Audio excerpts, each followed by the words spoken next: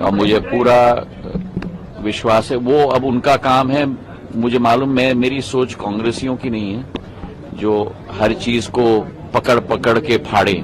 मेरी यही सोच है कि हमें अपने काम में अपना ध्यान देना होगा। उनको अपना काम देखना है, हमको अपना काम देखना है। मेरी सोच सदैव सकारात्मक रही है। मेरी सोच सदैव जनता के विकास और प्रगति और संगठन को मजबूती प्रदान करने की रही है। अपने इर्द गिर्द नकारात्मक तत्व कांग्रेस पार्टी के सदैव रहे, लेकिन जो समय हमें दिया गया है इस पृथ्वी पर, उस समय का सदुपयोग करके लोगों की आशा और आकांक्षाओं पर खड़े उतरना, मेरे पूर्वजों की तरह, मेरी आजी अम्मा की तरह, मेरे पूज्य पिताजी की तरह प्रधानमंत्री जी के पद चिन्हों और उनके दिखाए हुए रास्ते पर चल के हमें लोगों की सेवा, लोगों का विकास और लोगों की प्रगति, और यही आपने भी देखा है पिछले 20 वर्षों में, यही मेरी कोशिश रही है।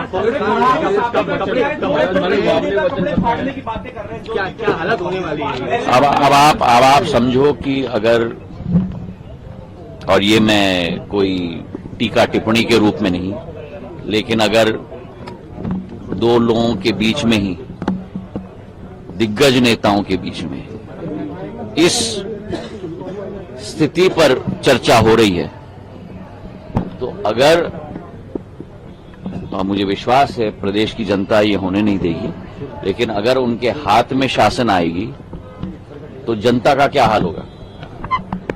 अगर उन दोनों के बीच में यही हाल है तो जनता का क्या हाल होने वाला है? जनता के लिए एक वचन दे दिए।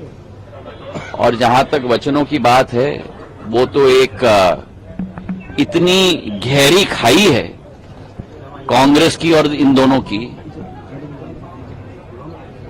कि वचन की लिस्ट तो बड़ी लंबी होती है पर पूरी एक भी नहीं होती।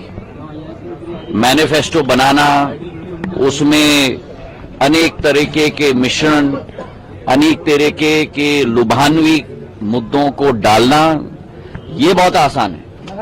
लेकिन 15 महीनों में जो इन्होंने मध्य प्रदेश का पूरी तरह से चौपट स्थिति कर दी थी, मैं तो मानता हूं कि प्रदेश की जनता इन दोनों को कभी माफ नहीं करेगी और कांग्रेस पार्टी को माफ नहीं करेगी।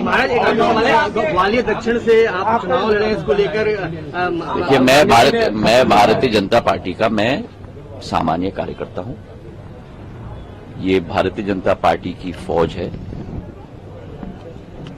जो भारतीय जनता पार्टी की संगठन तय करती है, वो हर कार्यकर्ता को उसके आधार पर कार्य करना है।